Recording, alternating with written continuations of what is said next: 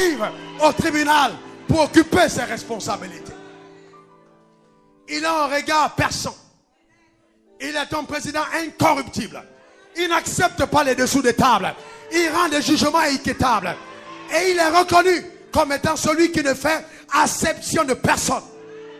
Que tu sois son ami, que tu sois son enfant, que tu sois son oncle, que tu sois sa tante, que tu sois son frère, que tu sois sa soeur. Il tient compte de la loi. Il y a une réputation qui traverse les frontières. Monsieur le président du tribunal. Mais ensuite, vous avez aussi l'assise. Les personnes qui sont venues appartenant à différents camps. Vous avez des gens qui viennent pour supporter l'accusé. Vous avez des gens qui viennent pour supporter l'accusateur. Donc, ils sont là et d'autres personnes comme moi qui ce jour-là étaient simplement là pour ma propre instruction. Et donc, à cette assise, ce qui m'a frappé en premier, c'est que le texte d'Apocalypse 12, verset 10, n'est pas celui que j'avais vu ce jour-là. Ce jour-là, quand on a demandé, faites entrer l'accusé, à ma grande surprise, c'est monsieur le diable qui était à la barre. J'ai vu Lucifer venir à la barre, accompagné de toute la cohorte de ces démons. Et ils étaient accusés. Alors ma surprise fut grande. Et j'avais envie de voir qui était l'accusateur. Mais vous savez, souvent pour se rendre justice, pour déployer la lourde machine judiciaire, il faut des moyens. Parce qu'obtenir un avocat, ce n'est pas à la portée de tous. Surtout les avocats qui sont réputés être excellents, connaissant la recherche des preuves et sont à même de délibérer avec une telle droiture qu'ils amènent le président du tribunal et même les procureurs souvent à réviser une pensée qu'ils avaient déjà eue au préalable. Et ce qui coûte très cher. Ce jour, quand on devait faire entrer l'avocat à la barre, alors je me suis souvenu avec un grand étonnement de 1 Jean 2, verset 1 qui parle, où nous avons auprès du Père un avocat en la personne de Jésus-Christ le juste. Car ce jour-là, celui qui arrivait à la barre n'était nul autre que notre grand frère à tous. C'est lui qui est mort à la croix et ressuscité d'entre les morts. C'est lui qui est assis à la droite de Dieu et qui règne d'âge en âge et d'éternité en éternité. Alors, il est arrivé à la barre. C'est un monsieur grand, avec un regard perçant. Quand il te regarde, c'est comme un éclair. Quand il parle, c'est comme un tonnerre. Il a une telle autorité que même quand il arrive au tribunal, je me suis rendu compte que même le président du tribunal sur son fauteuil a remis un peu ses pieds. Même le procureur du tribunal s'est levé quand il est entré. Il est entré avec une telle aura. Et donc, je me suis rendu compte que c'était Jésus-Christ de Nazareth, l'avocat là-bas. Et il est arrivé. Et donc je me suis dit, elle a dû payer trop cher. Et à côté de moi, je pose la question à quelqu'un. J'ai dit, mais qui a déplacé Jésus-Christ ici à la barre? Combien ça coûte pour qu'il puisse défendre nos cas? Parce que j'ai des gens aussi dans mon église qui doivent plaider à cette barre. Et la personne m'a dit, il est l'avocat le plus performant de l'univers et l'avocat le gratuit. Il ne défend jamais une cause en prenant de l'argent. Il n'accepte jamais l'argent. J'ai dit, ah bon? Dans ce cas, nous allons aller à la barre. Je vais amener des gens. Il dit non. La seule condition pour qu'il défende ton dossier, c'est qu'il faut que tu sois fils d'Abraham. Come on. Et je me suis dit que si c'était la seule condition, alors il pourra défendre le tien. Jésus-Christ. À la barre. Et donc, le premier cas était une histoire frappante. D'une dame qui avait 64 ans et qui vivait dans la contrée de Milwaukee aux États-Unis. Et étrangement, la dame était assise juste à côté de l'avocat, qui était calme et confiant. Et donc, la parole a été donnée d'abord à l'avocat de l'accusateur, de celui qui portait plainte ce jour.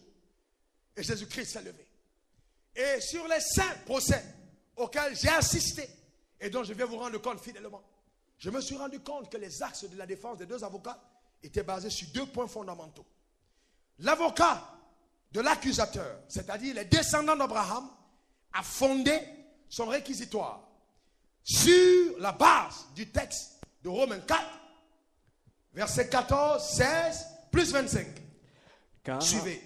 Car si les héritiers le sont par la loi, la foi est vaine et la promesse est anéantie. Parce que la loi produit la colère et que là où il n'y a point de loi, il n'y a point non plus de transgression. C'est pourquoi les héritiers le sont par la foi, pour que ce soit par grâce, afin que la promesse soit assurée à toute la postérité, non seulement à celle qui est sous la loi, mais aussi à celle qui a la foi d'Abraham. Afin que la promesse soit assurée, pas à une portion de la postérité, mais à toute la postérité. Afin que ce soit, non par la loi, mais par la foi. Verset 25. Lequel a été livré pour nos offenses et est ressuscité pour notre justification. Lequel a été livré pour nos offenses et est ressuscité pour notre justification. Et la défense de Satan a axé vraiment ses propos sur Romains 6, verset 23. Car le salaire du péché, c'est la mort, mais le don gratuit de Dieu, c'est la vie éternelle en Jésus-Christ, notre Seigneur. Car le salaire du péché, c'est la mort. Car le salaire du péché, c'est la mort. Alors, Jésus-Christ prit en premier la parole à la barre. Et il dit, votre honneur. Je viens donc plaider le cas de cette dame qui a vécu toute sa vie croupissant sous le poids des maladies. Et elle est venue à moi reconnaissant qu'elle est fille d'Abraham et que par la foi, elle devait avoir accès aux promesses d'Abraham. Notre honneur, votre honneur, je voudrais vous rappeler que les promesses d'Abraham stipulent: tu seras la tête et non la queue, tu seras en haut et non en bas, tu seras béni dans la ville et béni dans les champs. Bien-aimé, mon souhait, c'est que tu prospères à tous égards et sois en bonne santé comme prospère l'état de votre âme. Et vous savez, dans la foule, il y a eu un bruit comme tout à l'heure. Et tout de suite, l'avocat de la défense, au niveau du conseil de Lucifer, s'est levé. Objection, votre honneur. Objection acceptée. Vous avez la parole. Votre honneur, je voudrais vous faire remarquer que nous sommes dans un royaume de droit et de loi. Alors, vous-même, vous faites partie des personnes qui ont rédigé la constitution de ce royaume. Et elle stipule clairement que l'homme qui pêche mourra. Alors, cette dame a péché. Et même pire, ses parents ont péché. Alors j'ai choisi de frapper cette femme de mort. Et j'ai envoyé dans son corps une maladie incurable afin qu'elle soit ruinée et détruite à cause de ses péchés. Votre honneur, je connais votre droiture et votre intégrité. Votre réputation a surpassé les frontières. Je sais que dans votre royaume, vous ne faites exception de personne. Que tous les hommes sont égaux devant la loi. Alors, votre honneur, je tiens véritablement à ce que votre réputation ne soit pas entachée par un jugement qui soit rendu sur la base d'une inégalité. Et soudain, j'ai entendu quelque part encore objection. Et ce fut encore Jésus qui reprit la parole. Et il dit, j'ajoute à mon argumentaire le texte de base, 1 Pierre 2, verset 24, qui dit: lui qui a porté lui-même nos péchés en son corps sur le bois, afin que, morts au péché, nous vivions par la justice. Lui par les maîtresses duquel vous avez été guéris. Alors l'argumentaire de Jésus fut basé sur ce texte. Et il dit, votre honneur, je voudrais vous faire observer que dans 1 Pierre 2, verset 24, il est clairement écrit que par les meurtrissures de Christ, vous avez été guéris. Ce texte, votre honneur, parle au passé. Alors, me basant sur ces déclarations limpides de la loi, j'ordonne que cette femme soit restaurée dans ses droits. Et je me suis rendu compte que cette déclaration fut pertinente. Il n'y eut plus d'objection dans la salle et les jurés ont décidé de se retirer pour rendre leur verdict. Je vous ferai connaître le verdict à la fin.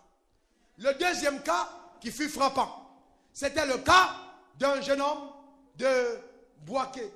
Un jeune homme qui, voyez, 28 ans.